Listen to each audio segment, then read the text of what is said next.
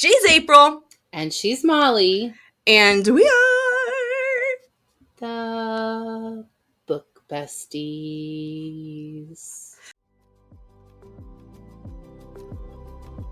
Girl! Couldn't hear between her legs! He's got a basement of inappropriate things for sure. Chickens only have one hole, and I don't understand that. Well, if you're pitching and stuff, or you're catching. I know I'm delicious, but fuck. I let out a breath I didn't know I was holding. With no guests. It has been a long time since it's just been us.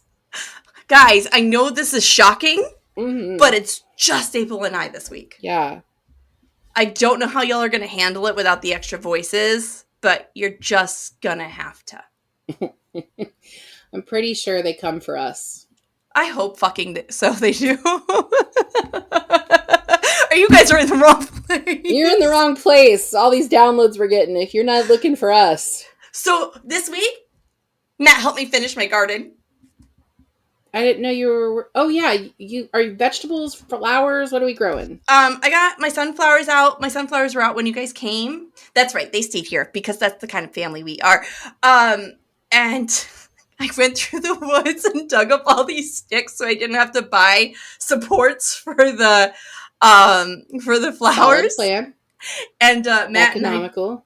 Matt and I just mapped it out. I'll post a picture in the stories, guys. It is so funny. Piper called it freak dystopian, and Livia called it an art project. So I bet it looks spectacular to the onlooker. I have some really cool news. Ooh, hit me. So, my oldest, James, as you know, maybe the new people who are listening, I don't know, but James, my son, he crossed over from Cub Scouts to BSA troop in February. I was going to call him a Weeblo. Isn't that the toddlers? No, Weeblos he was a Weeblo and an Arrow of Light, and then he crossed over. So, okay. I was close. Okay. So right now, he's actually made his first rank already, so he is a Scout. Nice. Rank. He's working on his second rank, which is Tenderfoot. Mm-hmm. But he went camping with the troop without us. No mom, no dad. Good job, dude! And that's the first time he's done that, and he was really nervous. And we've signed him up for summer camp this summer where he'll go for a week overnight. Job, dude. And I was like, this is your practice run, buddy. Aunt Molly's super proud. We kind of did it in stages because the week before we came up for Annapolis, we had family camp. Yeah. And he camped in his own tent beside Tom and Sam. And then this one, he had to take his own tent and set it up and camp himself. Good job, my guy. And he ate an egg and bacon bagel sandwich that he cooked himself. He ate food Matt made the other day. That was new to him, too. He does not eat eggs. Neither does Aunt Molly, but that's a whole different story. I don't like eggs either, but chickens only have one hole, and I don't understand that. No, they have one hole. It's really weird. I know, that's what I'm saying. Why do they only have one hole? I love that Katie has all these chickens, and you've talked about getting chickens, and I'm like, I don't want chickens. Although my library just hatched some chicks. You know what my new hyperfixation is that I'm trying to get Matt to get? What? A peacock. No. I've been trying to birds. Yeah, I'm not a fan. Peacocks are also mean. They're loud as shit too. I'm trying to convince Tom that we need a mini Highland cow. You guys need a second dog. Well, yes, but Tom says the mini Highland cow is Bailey size, so we can't have one. And I'm like, well, if we already have a dog that's Bailey size, what difference does it make if we got a mini Highland cow? House cows. It's a thing now. Right. They're all over the TikTok. Listen, Tom took Sam to the farm for a class trip. And I love Sammy cakes. The pure joy of him with a cow. The cow was behind a fence. He wasn't even touching the cow. His smile, I saw the picture. His smile was from ear to ear. He was pumped. I love that dude. Him and I are best buds, guys. Best buds. If the ADHD wasn't predominant for mom and dad, it was sure predominant when he hung out with Aunt Molly. So we kind of thought it was possible that he was ADHD. And then that weekend we spent with you, Tom and I were both like, so we need to talk to his teacher. And I mean, the kid and I were talking in unison. Yeah, it was really creepy. And this kid and I don't like have solo time a lot, guys. That's what's weird. Yesterday, I was just so like exhausted when I got home because I worked the night shift, and he spent 20 minutes telling me about this game he's playing. And this game he's playing is having like a special right now that for $7. And by the way, he said, it's $7 of your dollars, mommy. He can get this upgrade pack. And not his money. He's not spending his money. He's got fucking money. But no, $7 of your dollars, mommy. But he knows we don't pay for game upgrades. No. So instead they had an alternative that instead of paying $7, not $70, but $7, you could watch 50 ads. That boy probably blew through them. He's only allowed to watch so many a day. So he's trying to get there before your time runs out. And he spent 20 minutes telling me. He's got to do it before the hyperfixation wears off. He started telling me about it, and 20 minutes later, I still don't know what the upgrades are because it was not processing. The only thing that processed was I could either pay $7 or let my kid watch 50 ads that I don't have control over. And I was trying to process my way out of that. Is it worth me just paying the $7? So his brain doesn't rot for 4 days. Right. Let's see. This week, we have Liv band concert and Piper chorus concert. Liv also has her band trip, where they're doing an amusement park. I'm not going to say which one because, but their band director, he had an accident yesterday. Now, this is the guy that is, I've talked about the band director before. He wears sandals for performance day on stage. He's on his third wife, who is 18 years younger than him. He is just all kinds of special. Come to find out, he slipped and fell on a puddle of water at school and took the whole day off. And at the concert, at prep for the concert, he pulled a chair on stage to sit in it because he couldn't stand long enough. But he's supposed to do a whole amusement park with these kids on Friday. I don't know what's going to happen. That sounds really weird. He's really weird. I've told you stories about this guy. I know. If I'm itching and scratching a lot. Oh, your bug bites. I'm covered in them, Molly. Covered. From the outside? April's an indoor toy. I am allergic to outside. Yeah, you are indeed. But I got some of them while I was sleeping last night, but they're not bed bug bites. Like, they're not. They're welts. Let's get spider bites. That's what they are. When it rains a lot, the spiders come inside. Yep. So. That's what they are. And I can tell because when they start pussing, because yes, that's what they're doing. There's 2 little holes. Yep. Fucking spiders. We see y'all. Clearly we don't see y'all because they be eating me all night. You and Tater together. You and Olivia. I know I'm delicious, but fuck. Well, you have one of my minis. I have one of your minis. It's fine. Is it? I don't know. You want to talk about this week's book? I really do, because I enjoyed it. I did too. I don't have the physical copy. I listened to the audiobook. I did too, and Tom, will you put the book here when we get to it? There. I feel like maybe I checked it out. Spells for Forgetting by Andrienne Young. Put it right here. Andrienne.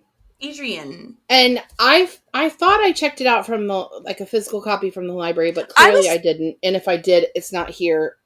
I don't know where it is. It got legs and ran away.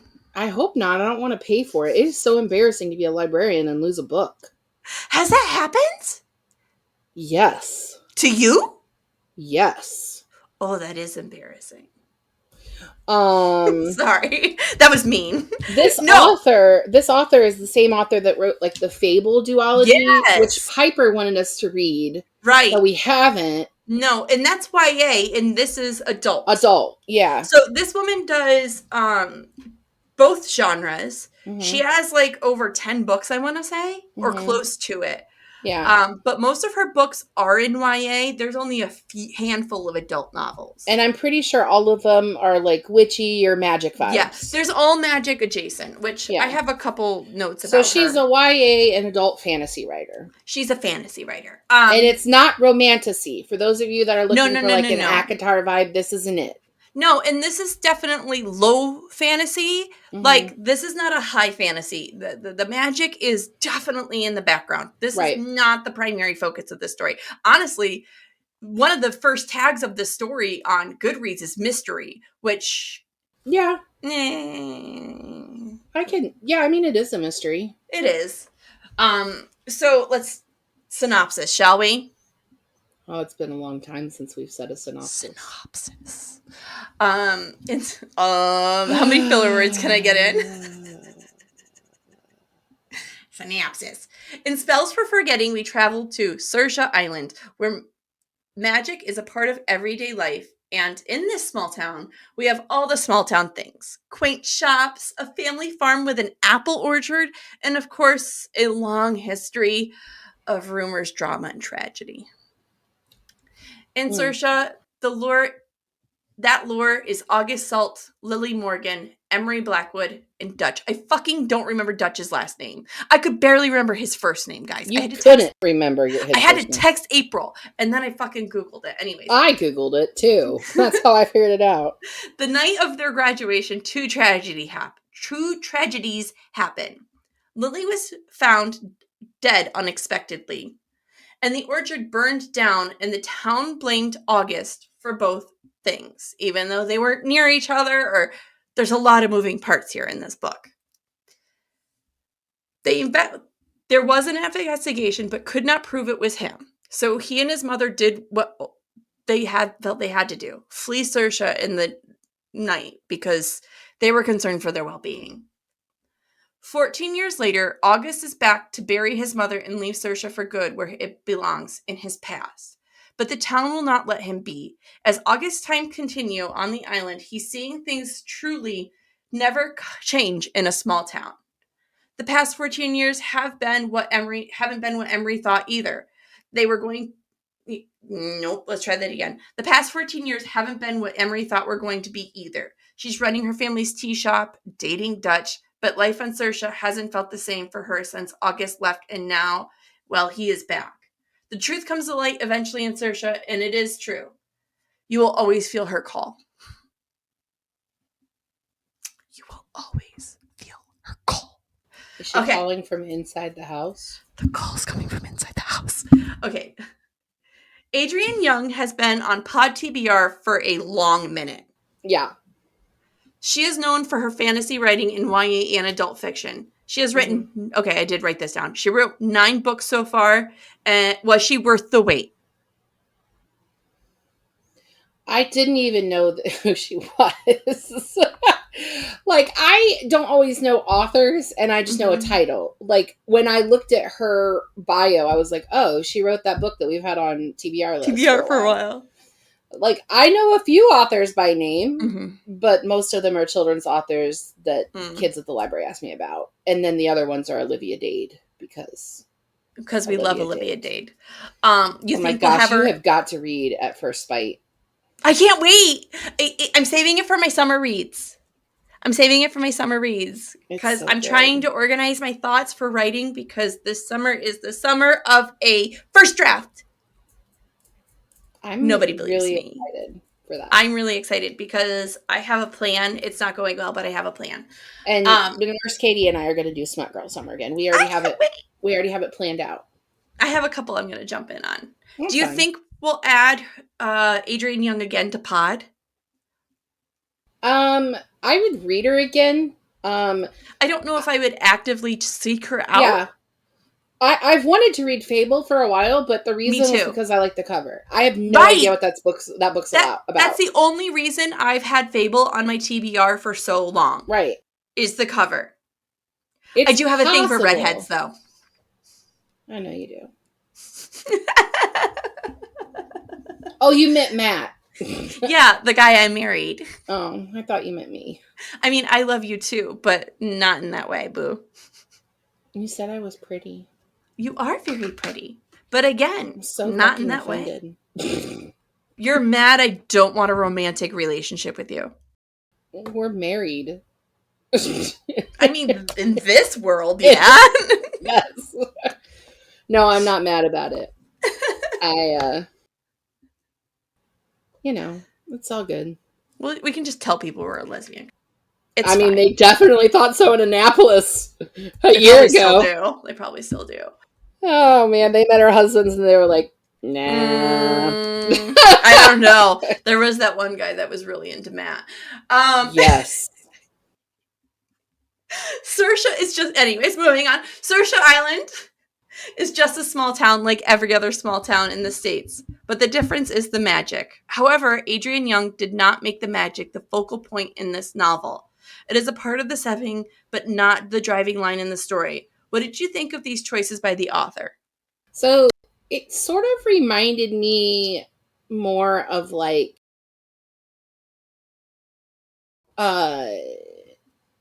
Gilmore Girls with like the small town vibe meets practical magic. That's where I was going. Like there's this Gilmore Girls practical magic vibes. There's even like they're witches, but not really. It's more that they have these spells that they've passed down and they've decided that the island is magic. It's like a hereditary thing. Right. It's like but there's no actual evidence that it's like a family cookbook being passed down. Right. But there's no evidence that these spells work. They make we can talk about and things, and they read leaves, which she can read tea leaves, right? She has that ability, right? But she chooses not to. But we see in the end with Lily. I'm mixing Emery and Lily together to make Emily. That's nice. We see in the end with no spoilers. We'll talk about it later, but she attempted magic. Yeah, but that's the first time that we really see somebody try to do magic. Yeah, and it definitely backfired. Even when Emery, and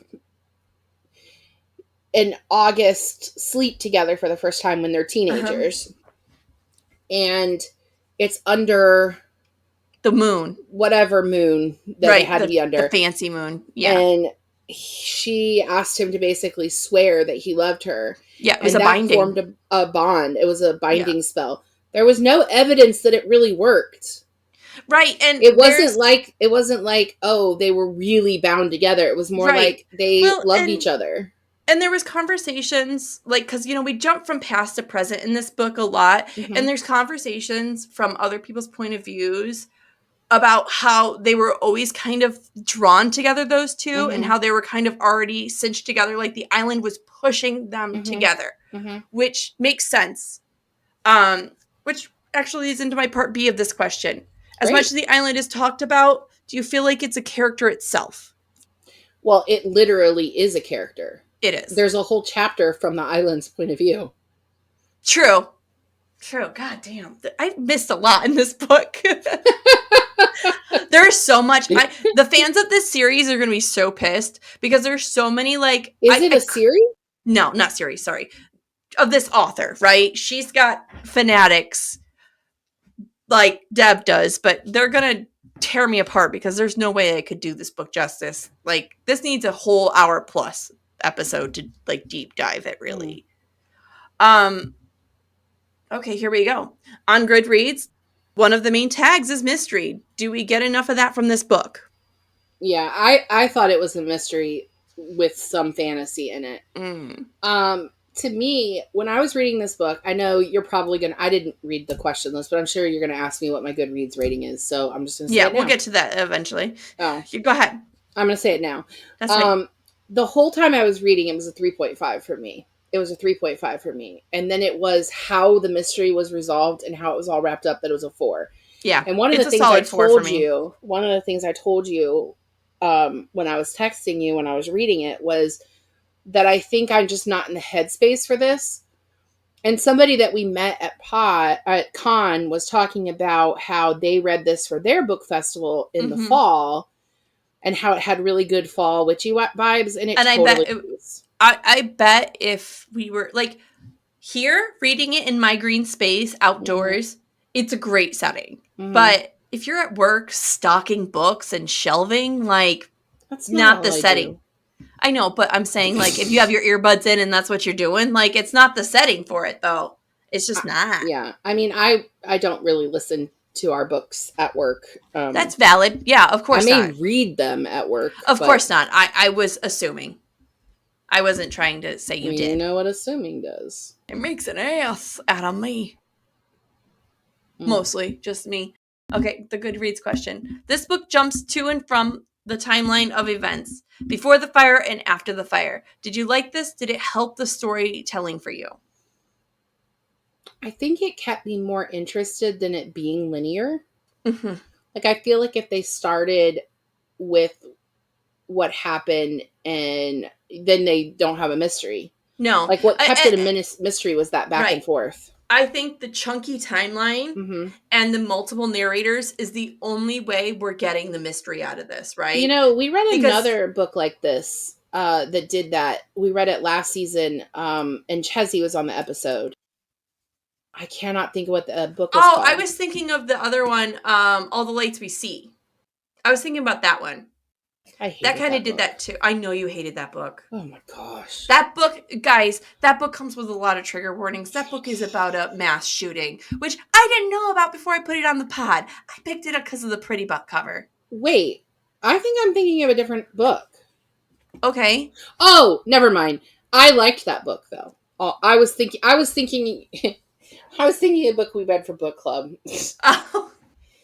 You know what? I should stop filming after work, or I should do like shots of espresso. It's kind of fun. I kind of think it's fun. Or shots in general. Molly, do you know when the last time was I had a drink? I don't know. It'd probably fuck your stomach up. I haven't had a drink since New Year's Eve 2000. Nice. And I had half a glass of champagne and passed out. I don't doubt that. You are a lightweight though, boo. You've always been a lightweight. Yeah. Nothing wrong with that. Nothing wrong with that. You would think, given my size, that I wouldn't be, but... But I'm not, right? I mean, look at how much I can consume. You are better practiced. No, it's called child of addiction. And also that you're a sailor. That doesn't help things. That doesn't help either. August Salt and Emery Blackwood have a long history together. As if the magic of the island did it. But life and fire has separated them. Did you like their slow romance? I wasn't surprised by it. I knew that they would end up getting back together. I don't know that I thought it was a slow romance. I don't know. It's a return to lovers or whatever it's called. But see... Second chance when romance, I was reading this audiobook, I was reading Olivia Dade. So, see, that's why I can't crosshash. So that doesn't even make sense. I did not ask for this book to have fucking in it. It did though. There was sex in here. I was reading it barely. It was closed door.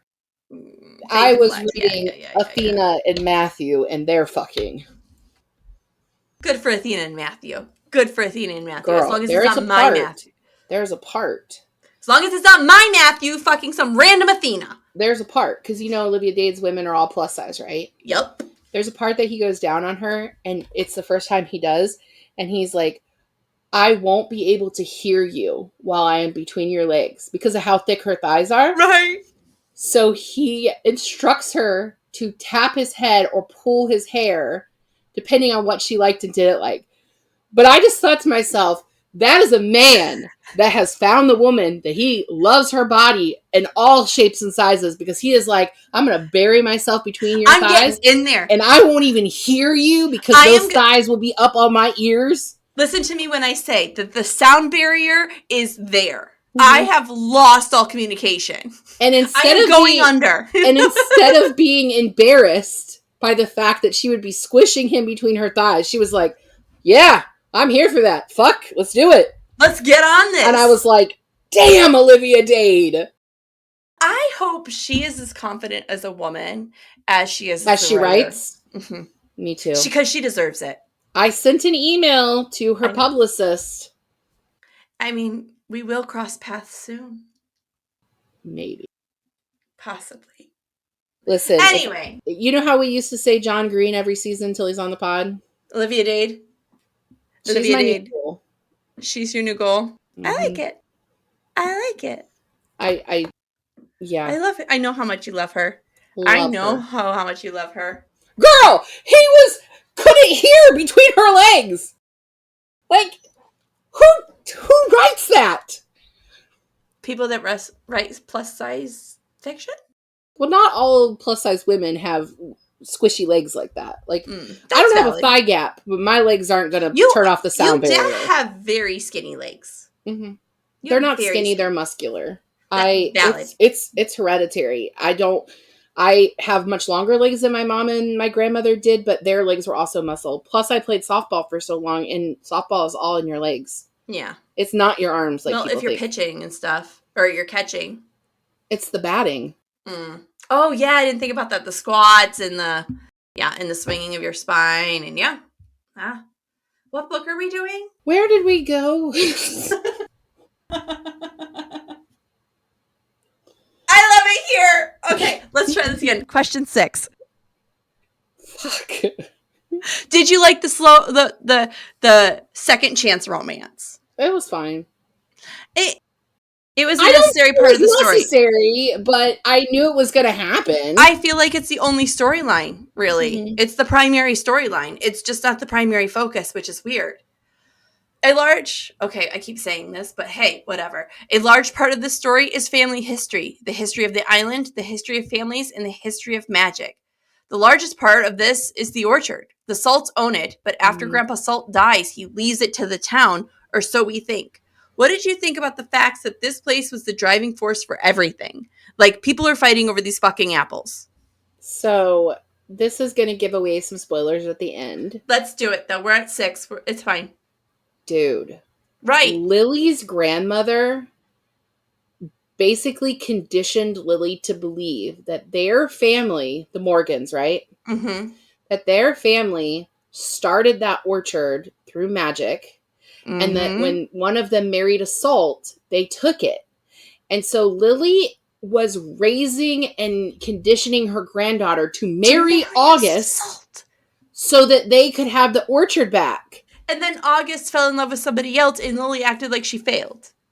And that's how she died. Yep, because she was trying to save her family legacy. And her grandmother knew what she was going to do and let her do it. That's what's insane. Because that woman actually says at the end of the book, I was put on this earth to bring the orchard back to the Morgan family. Here's what bothers me about that situation. That woman should be... Okay, since we're bringing law and magic all together, that is involuntary manslaughter. She set that child up to die. It's murder, too, that she had August's dad killed. Yep. It's like it is insane. She had, what's-his-face, Jake, kidnap August. It's insane, right? And... she's just so delusional that this tiny little kingdom that she thinks she runs because of the magic, and it's just... What's the guy from Gilmore Girls who's kind of in charge of the town? Oh, Taylor Dosey? She is what happens when Dosey goes bad. Oh my god, she is an evil Taylor Dosey. I mean, Taylor Dosey's pretty evil already. I know, but he doesn't kill people. That we know of. I don't know. He's kind of got serial killer vibes. That whole, have a good day. Don't forget to pay your taxes. He has clown suit wearing child molester vibes. He's got a basement of inappropriate things for sure. 100%. Again, we're not talking about, oh my god, we cannot keep on track. This is what happens when we have too many weeks off. The first episode for next season is going to be a shit show. I can't wait. It's going to be so good. Tom and I are doing an episode this summer, though. He's already promised me. You are? Him and I have been talking about doing that, the baking wizard one. Oh. We were talking about it at con. Yeah, I didn't know and you I guys just were put doing it this summer. I guess we're doing it this summer. I just put it on tape, so I guess we have to now. It's fine. We don't with have me. to, Tom. You can hang if you out don't with my want to, you husband. don't have to. I trust you both. Even though one time he said that you were the cutest of our friends. I mean, because I look like you, dumb. That is why he said it. Duh. He finds me utterly obnoxious. But also, some of our other friends were not so cute. I mean, some of our other friends were ugly on the inside, so their natural beauty definitely got diminished. And some of our other friends were uniform chasers, and he hates that. We're not friends with these people anymore, so fuck it. Yeah. Say what we want. So, fuck where I was. No, I think we just did number 6. That's good job. Good job. Good job.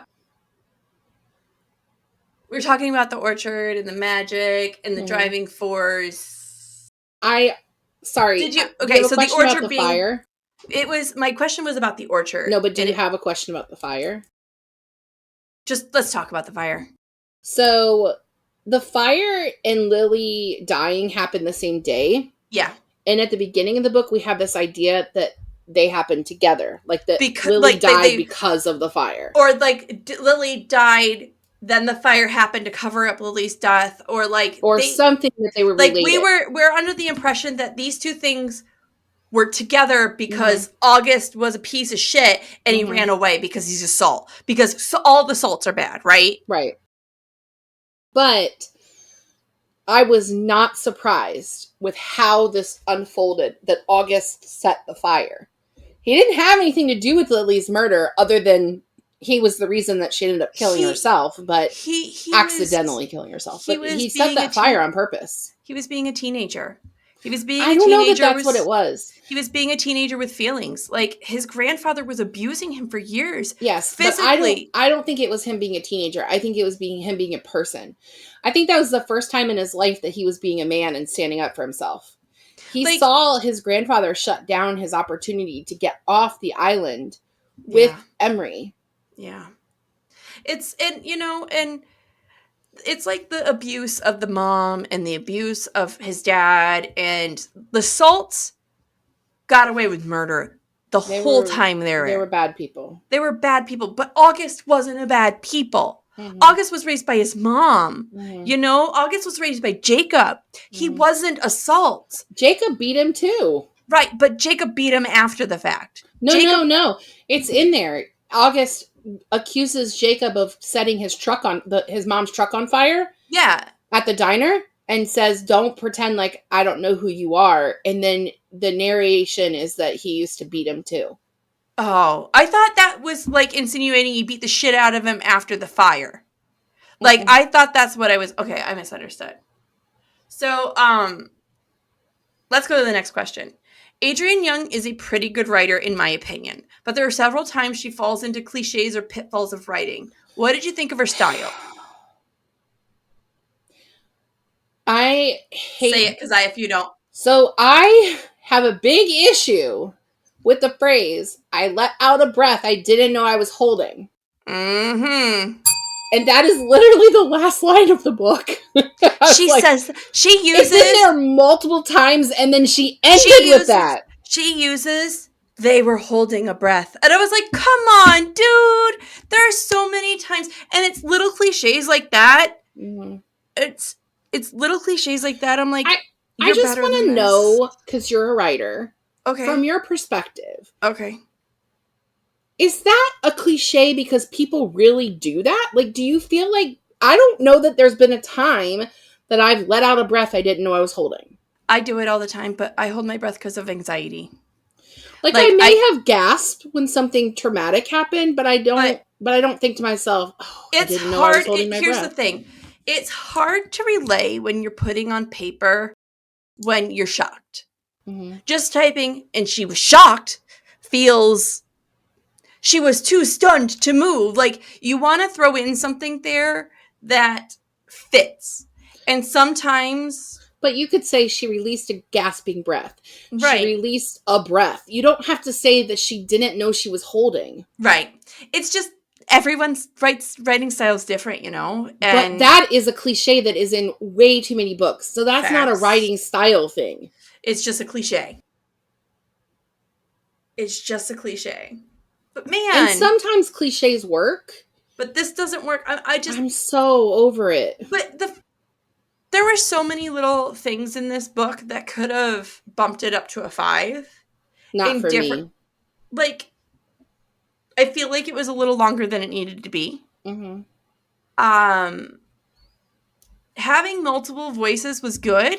Mm-hmm. But I feel like the story gets lost sometimes in all the multiple voices. Mm-hmm. Does that make sense? Because when we'd have a character here, a character there, a character here, a character there, just jump in and start talking, and then they don't talk the rest of the book. And you're like, I'm sorry, why were they there? Mm-hmm. It's like the one kid that says his line in the group project and he still gets an A. Mm-hmm. I want to be that kid, but I'm always the kid that's in charge. You are. You're too organized. And you don't know how to say no. That's why you took me on. Not anymore. Can you see behind me right here? This garbage pile? Where am I? The romance in this book is a good slice of the book. Did you like okay, we already talked about this.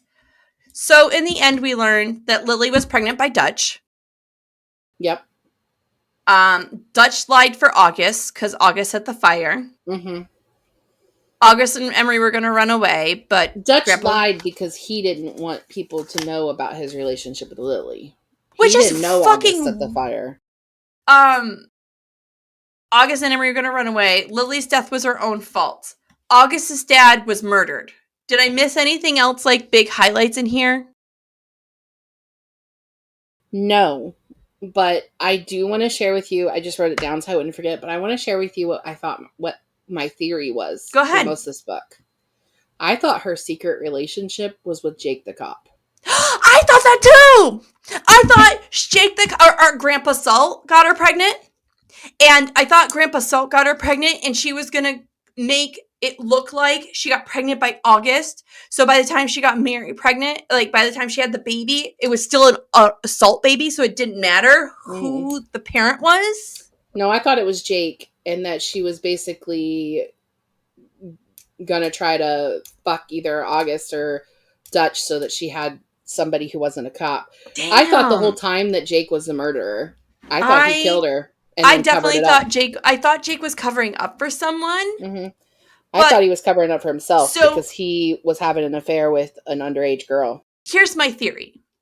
So this was my big theory throughout this whole book, okay? Mm-hmm. The way the town fawns over Emery the whole time in the title of the book, and when Emery brings up the spells for forgetting in the book, I thought that the elders had brewed that spell for forgetting for Emery.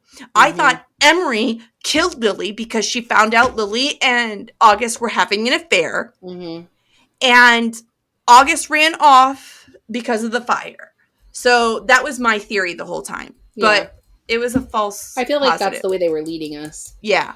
But Lily, what actually happened was she was so set that she was going to get August that she stole Emery's grandmother's spell book and decided to cast a spell that would have killed her best friend Emery. Yep, because she thought her family lineage was more important than her friendship.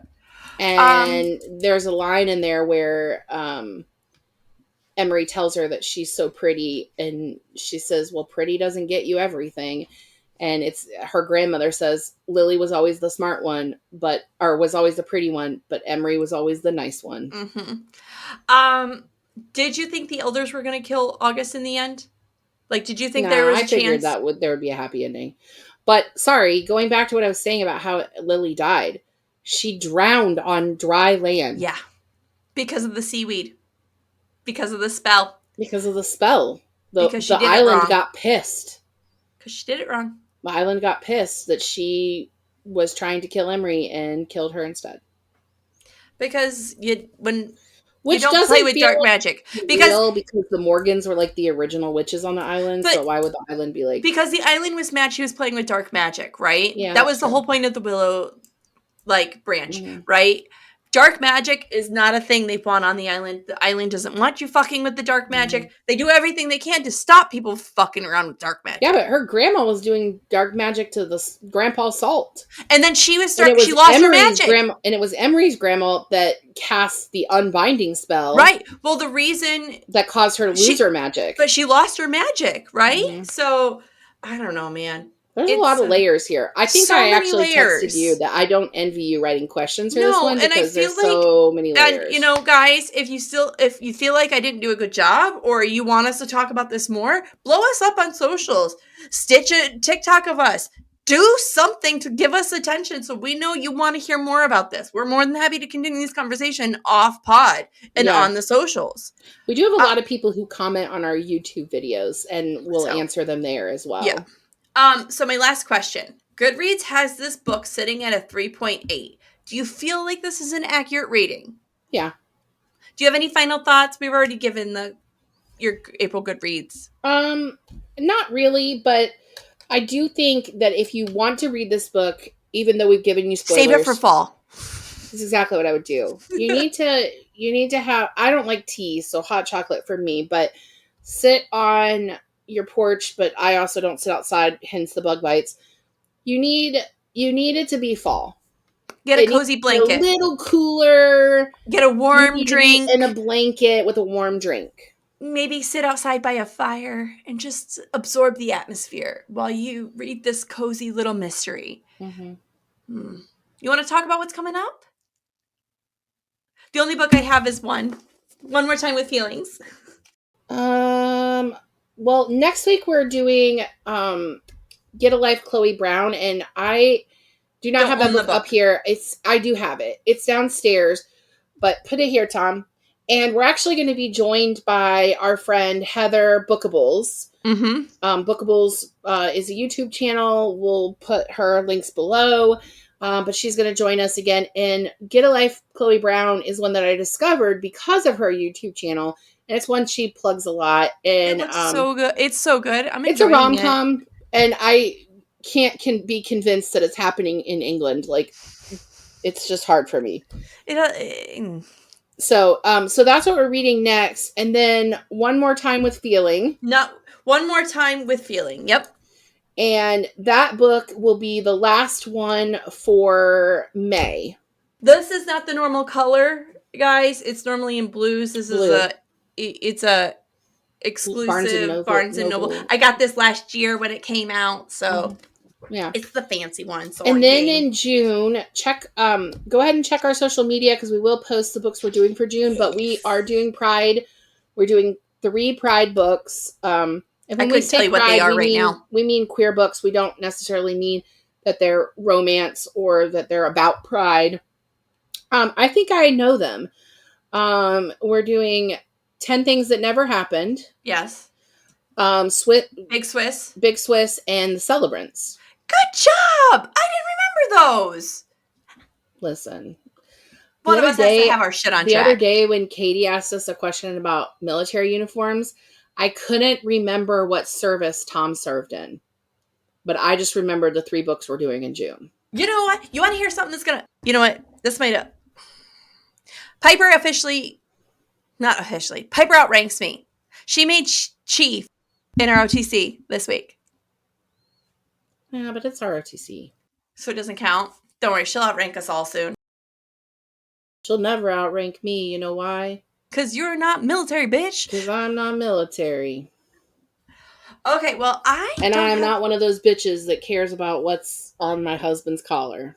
You were never a military spouse that thought your husband's pay grade was your pay grade. No, because it isn't. It doesn't have anything to do with me. It's his job, not mine. Do you know how many... Like, it's not like I go out every day and go, my husband works in the oil field.